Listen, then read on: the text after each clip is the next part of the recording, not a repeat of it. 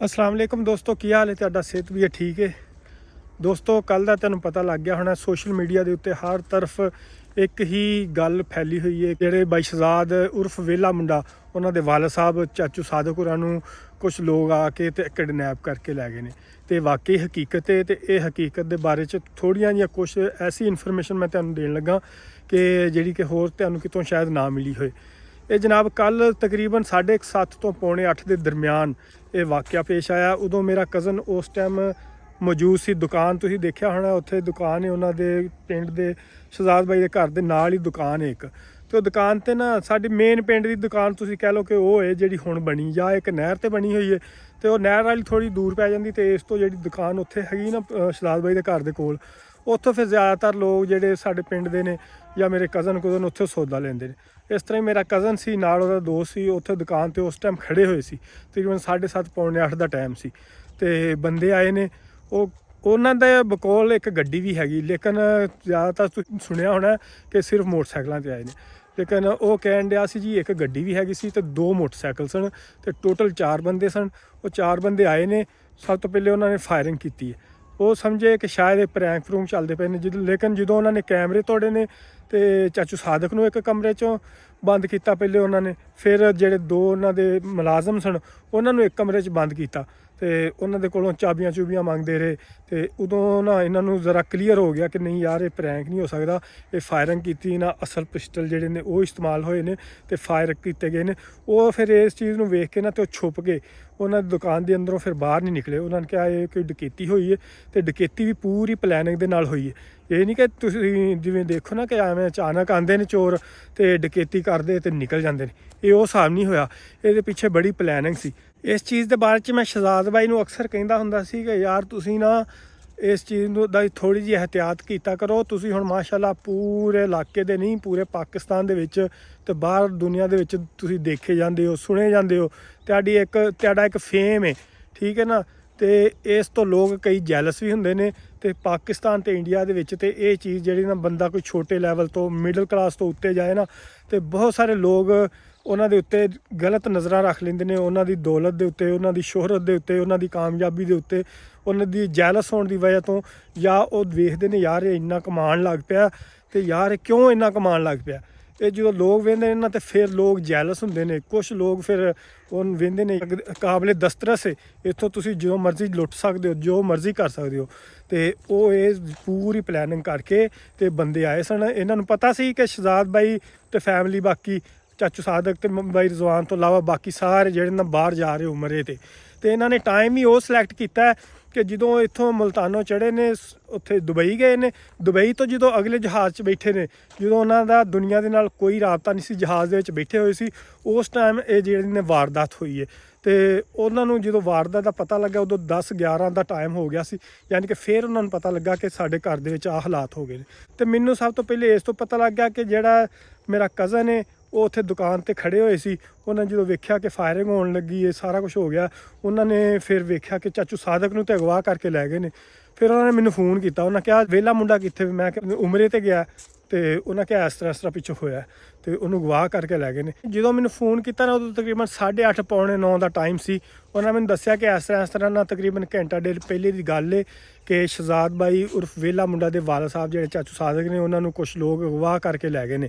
तो उस टाइम ना तो रिजवान घर सी, रिजवान ही अपने ससुराल च गया होया सी, ते कोई घर का फर्द घर नहीं सी हैगा। बाकी 1-2 मुलाजम सन जिहड़े वो सन उत्थे, उन्हां तो इलावा कोई बंदा नहीं सी उत्थे।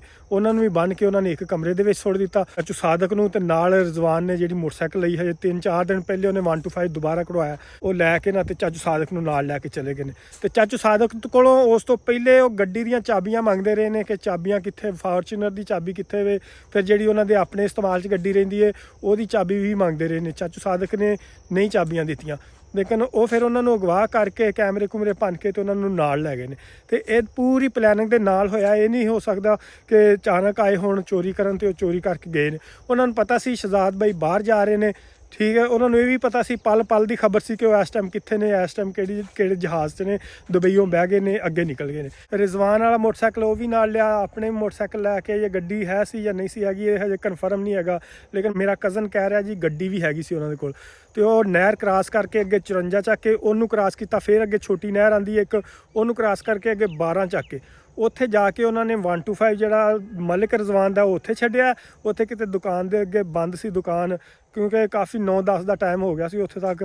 ਤੇ ਉਹਨਾਂ ਨੇ ਬੰਦ ਦੁਕਾਨ ਦੇ ਅੱਗੇ ਮੋਟਰਸਾਈਕਲ ਖੜਾ ਕੀਤਾ ਤੇ ਬਾਕੀ ਚਾਚੂ ਸਾਦਕ ਨੂੰ ਨਾਲ ਲੈ ਕੇ ਨਾ ਤੇ ਚਲੇ ਗਏ। ਤੇ ਹਜੇ ਤੱਕ ਉਹਨਾਂ ਦਾ ਕੋਈ ਮੁਤਾਲਬਾ ਸਾਹਮਣੇ ਨਹੀਂ ਆਇਆ ਕਿ ਕੀ ਮੁਤਾਲਬਾ ਕਰ ਰਹੇ ਨੇ, ਕਿਉਂ ਅਗਵਾ ਕੀਤਾ। ਬਾਕੀ ਤੁਸੀਂ ਭਾਈ ਸਾਰੇ ਦੁਆ ਕਰਿਓ ਜੀ ਅੱਲਾ ਖੈਰ ਖੈਰੀਅਤ ਨਾਲ ਚਾਚੂ ਸਾਦਕ ਹੋਰਾਂ ਨੂੰ ਸਹੀ ਸਲਾਮਤ ਵਾਪਸ ਕਰ ਲਿਆਵੇ, ਕਿਉਂਕਿ ਉਹਨਾਂ ਦੇ ਨਾਲ ਉਹਨਾਂ ਘਰ ਦੀ ਰੌਣਕ ਨਹੀਂ ਹੈਗੀ, ਉਹ ਪੂਰੇ ਸੋਸ਼ਲ ਮੀਡੀਆ ਦੀ ਰੌਣਕ ਸੀ। ਤੁਸੀਂ ਅਸੀਂ ਉਹਨਾਂ ਨੂੰ YouTube ਤੇ TikTok ਤੇ ਕਿੰਨਾ ਉਹਨਾਂ ਨੂੰ ਅਸੀਂ ਪਸੰਦ ਕਰਦੇ ਸਾਂ, ਉਹਨਾਂ ਨੂੰ ਦੇਖਦੇ ਸਾਂ।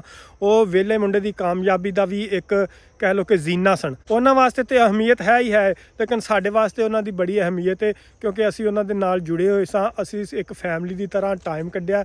ਫਿਰ ਮੇਰਾ ਤੇ ਵੈਸੇ ਵੀ ਦੋਸਤ ਸੀ, ਨਾਲੇ ਉਹਦੇ ਦੋਸਤ ਦਾ ਵਾਲਦ ਜਿਹੜਾ ਉਹ ਵੀ ਸਾਡੇ ਵਾਲਦ ਤਰ੍ਹਾਂ ਹੀ ਸੀ, ਤੇ ਬੜਾ ਅੱਛਾ ਵਕਤ ਗੁਜ਼ਰਿਆ ਸਾਡਾ। ਤੇ ਅੱਲਾ ਦੁਆ ਕਰਿਓ ਕਿ ਅੱਲਾਹ ਤਾਲਾ ਖੈਰ ਖੈਰੀਅਤ ਨਾਲ ਉਹਨਾਂ ਨੂੰ ਘਰ ਵਾਪਸ ਲੈ ਆਵੇ।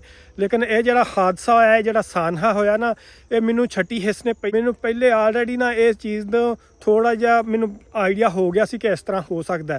ਇਹ ਚੀਜ਼ ਮੈਂ ਸ਼ਹਜ਼ਾਦ ਭਾਈ ਅੱਗੇ ਸ਼ੇਅਰ ਵੀ ਕੀਤੀ ਸੀ ਕਿ ਯਾਰ ਤੂੰ ਐਡਾ ਵੱਡਾ ਯੂਟਿਊਬਰ ਹੈ, ਕੋਈ ਇਸ ਤਰ੍ਹਾਂ ਦਾ ਕੰਮ ਕਰਨਾ ਚਾਹੀਦਾ, ਕੋਈ ਕਮ ਸੇ ਕਮ ਸਿਕਿਉਰਿਟੀ ਰੱਖਣੀ ਚਾਹੀਦੀ ਹੈ। ਕਿਉਂਕਿ ਇੱਕ ਤਾਂ ਤੁਹਾਡਾ ਪਿੰਡ ਤੋਂ ਬਾਹਰਲੀ ਸਾਈਡ ਤੇ ਘਰ ਹੈ, ਨਹਿਰ ਵਾਲੀ ਸਾਈਡ ਤੋਂ ਜਿੰਨੇ ਆਣਾ ਨਾ ਉੱਥੇ ਮਿਲ ਕੇ ਤੇ ਉੱਥੋਂ ਹੀ ਚਲੇ ਜਾਣਾ। ਪੂਰੇ ਪਿੰਡ ਨੂੰ ਕਿਸੇ ਨੂੰ ਪਤਾ ਨਹੀਂ ਲੱਗਦਾ ਕਿ ਕੀ ਹੋ ਰਿਹਾ ਪਿੰਡ ਦੇ ਵਿੱਚ ਤੇ ਕੀ ਨਹੀਂ, ਕਿਉਂਕਿ ਨੁੱਕਰ ਤੇ ਘਰ ਹੈਗਾ।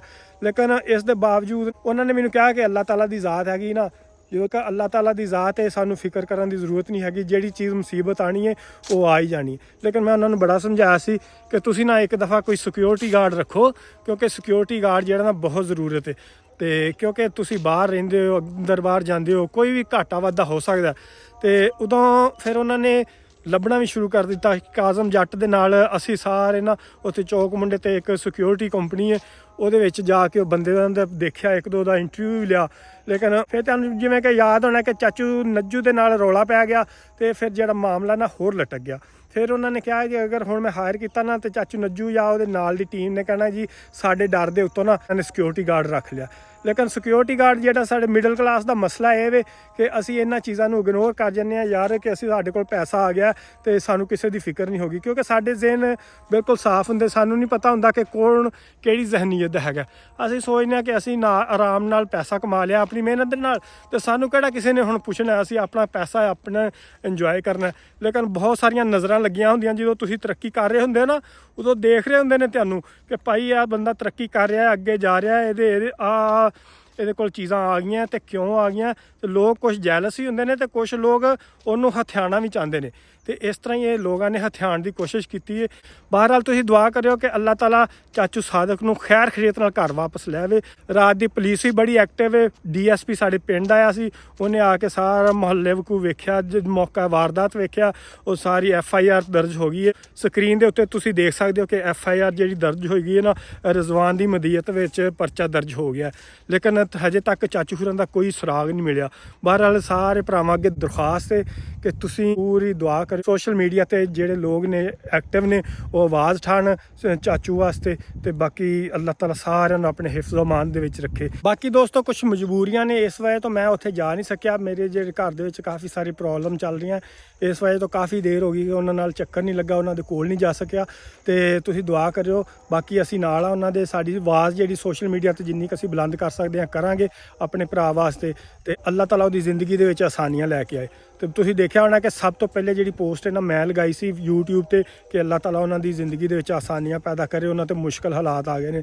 ਤੇ ਉਦੋਂ ਤੱਕ ਨਾ ਹਜੇ ਗੱਲ ਇੰਨੀ ਆਮ ਨਹੀਂ ਸੀ ਹੋਈ। ਬਹੁਤ ਸਾਰੇ ਲੋਕ ਮੈਨੂੰ ਪੁੱਛਦੇ ਸੀ, ਲੇਕਿਨ ਮੈਂ ਰਿਵੀਲ ਨਹੀਂ ਸੀ ਕੀਤਾ, ਕਿਉਂਕਿ ਜਿੰਨੀ ਦੇਰ ਤੱਕ ਉਹ ਖੁਦ ਨਾ ਰਿਵੀਲ ਕਰਨ ਮੈਂ ਇਸ ਮਾਮਲੇ ਨੂੰ ਹਾਈਲਾਈਟ ਨਹੀਂ ਸੀ ਕਰ ਸਕਦਾ।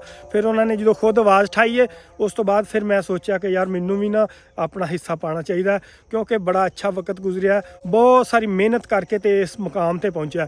ਕਿਸੇ ਦਾ ਉਹਨੇ ਹੱਕ ਨਹੀਂ ਖਾਦਾ, ਕਿਸੇ ਨਾਲ ਜ਼ਿਆਦਤੀ ਨਹੀਂ ਕੀਤੀ। ਪਿੰਡ ਦੇ ਵਿੱਚ ਕਿਸੇ ਨਾਲ ਜ਼ਿਆਦਤੀ ਨਹੀਂ ਕੀਤੀ। ਹਾਂ, ਕਿਸੇ ਦੇ ਨਾਲ ਅਗਰ ਉਹਦਾ ਇਖਤਲਾਫ ਹੈਗਾ ਤੇ ਉਹ ਜ਼ਾਤੀ ਇਖਤਲਾਫਾਤ ਹਰ ਇੱਕ ਦੇ ਕਿਸੇ ਨਾ ਕਿਸੇ ਨਾਲ ਹੁੰਦੇ ਨੇ, ਰਿਸ਼ਤੇਦਾਰਾਂ ਦੇ ਆਪਸ 'ਚ ਹੁੰਦੇ ਨੇ। ਲੇਕਿਨ ਮੈਂ ਇਸ ਟਾਈਮ ਤੇ ਕਹਾਂਗਾ ਕਿ ਚਾਚੂ ਨੱਜੂ ਨੂੰ ਨਾਲ ਖਲੋ ਕੇ ਤੇ ਹੈਲਪ ਕਰਨੀ ਚਾਹੀਦੀ ਹੈ। ਜਿਹੜਾ ਮਾਮਲਾ ਹੋਇਆ, ਜਿਹੜਾ ਕਿ ਚਾਚੂ ਸਾਦਕ ਨੂੰ ਅਗਵਾ ਕੀਤਾ, ਤੇ ਚਾਚੂ ਨੱਜੂ ਕੋਲ ਇੱਕ ਮੌਕਾ ਹੈ ਕਿ ਅੱਗੇ ਵੱਧ ਕੇ ਤੇ ਆਪਣੇ ਭਾਈ ਦਾ ਸਾਥ ਦੇਣ, ਆਪਣੇ ਭਾਈ ਨੂੰ ਲੱਭਣ, ਪੂਰੀ ਜਿੰਨੀ ਵੀ ਉਹ ਕੋਸ਼ਿਸ਼ ਕਰ ਸਕਦੇ ਲੱਭਣ, ਤੇ ਜਿਹੜੀਆਂ ਦੀਵਾਰਾਂ ਆ ਗਈਆਂ ਰਿਸ਼ਤਿਆਂ ਦੇ ਵਿੱਚ ਇਹ ਖਤਮ ਹੋ ਸਕਦੀਆਂ। ਤੇ ਰਿਸ਼ਤੇ ਜਿਹੜੇ ਨੇ ਖੂਨ ਦੇ ਹਮੇਸ਼ਾ ਕਾਇਮ ਰਹਿੰਦੇ ਨੇ, ਇਹ ਖਤਮ ਨਹੀਂ ਹੋ ਸਕਦੇ।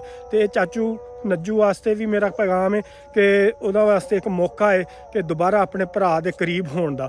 ਤੇ ਉਸ ਤੋਂ ਇਲਾਵਾ ਸ਼ਹਜ਼ਾਦ ਬਾਈ ਵਾਸਤੇ ਇੱਕ ਮੇਰਾ ਇਹ ਪੈਗਾਮ ਹੈ ਕਿ ਤੁਸੀਂ ਹੁਣ ਲੇਟ ਨਾ ਕਰੋ, ਹਜੇ ਵੀ ਸਿਕਿਉਰਿਟੀ ਗਾਰਡ ਦਾ ਕੋਈ ਅਰੇਂਜ ਕਰ ਲਓ। ਜਿੰਨੀ ਜਲਦੀ ਹੁੰਦਾ ਕਿ ਸਿਕਿਉਰਿਟੀ ਗਾਰਡ ਦਾ ਅਰੇਂਜ ਕਰੋ। ਇਹ ਦੁਨੀਆ ਬਹੁਤ ਜ਼ਾਲਮ ਹੈ, ਇਹ ਕਿਸੇ ਨੂੰ ਖਾਂਦਿਆਂ ਪੀਂਦਿਆਂ ਨਹੀਂ ਵੇਖ ਸਕਦੀ। ਜੇ ਪਾਕਿਸਤਾਨ 'ਚ ਵੇਖ ਲਓ, ਇੰਡੀਆ 'ਚ ਵੇਖ ਲਓ, ਇਹ ਕੁਛ ਐਸੇ ਕੰਟਰੀ ਸਾਡੇ ਥਰਡ ਵਰਲਡ, ਇੱਥੇ ਜਿਹੜੇ ਲੋਕ ਨੇ ਇੱਕ ਦੂਸਰੇ ਨੂੰ ਬਰਦਾਸ਼ਤ ਨਹੀਂ ਕਰਦੇ। ਅਮੀਰ ਹੁੰਦਿਆਂ ਤਰੱਕੀ ਕਰਦਿਆਂ ਨਹੀਂ ਬਰਦਾਸ਼ਤ ਕਰਦੇ। ਅਗਰ ਕੋਈ ਤਰੱਕੀ ਕਰ ਜਾਂਦਾ ਤਾਂ ਫਿਰ ਭੱਤੇ ਦੀਆਂ ਕਾਲਾਂ ਆਉਣੀਆਂ ਸ਼ੁਰੂ ਹੋ ਜਾਂਦੀਆਂ। ਫਿਰ ਉਹਦੇ ਕੋਲੋਂ ਕਿਸੇ ਨਾ ਕਿਸੇ ਤਰੀਕੇ ਉਹਨੂੰ ਬਲੈਕਮੇਲ ਕਰਨਾ ਸ਼ੁਰੂ ਕਰ ਦਿੰਦੇ ਨੇ ਲੋਕ। ਤੇ ਇਸ ਵਜ੍ਹਾ ਤੇ ਸਿੱਧੂ ਮੂਸੇਵਾਲੇ ਦੀ ਮਿਸਾਲ ਤੁਹਾਡੇ ਸਾਹਮਣੇ ਬੜੀ ਵੱਡੀ ਮਿਸਾਲ। ਉਸ ਤੋਂ ਇਲਾਵਾ ਸੌਰਵ ਜੋਸ਼ੀ ਜਿਹੜਾ ਕਿ ਇੰਡੀਆ ਦਾ ਬੜਾ ਵੱਡਾ ਨੰਬਰ 1 ਵਲੌਗਰ ਹੈ, ਉਹਨੂੰ ਵੀ ਧਮਕੀਆਂ ਆ ਚੁੱਕੀਆਂ, ਬਲੈਕਮੇਲ ਕਰ ਰਹੇ ਨੇ ਕਿ ਇੰਨੇ ਪੈਸੇ ਦੇ ਦੇ ਤੇ ਫਿਰ ਨਹੀਂ ਤੇ ਤੈਨੂੰ ਅਸੀਂ ਕਤਲ ਕਰ ਦਾਂਗੇ।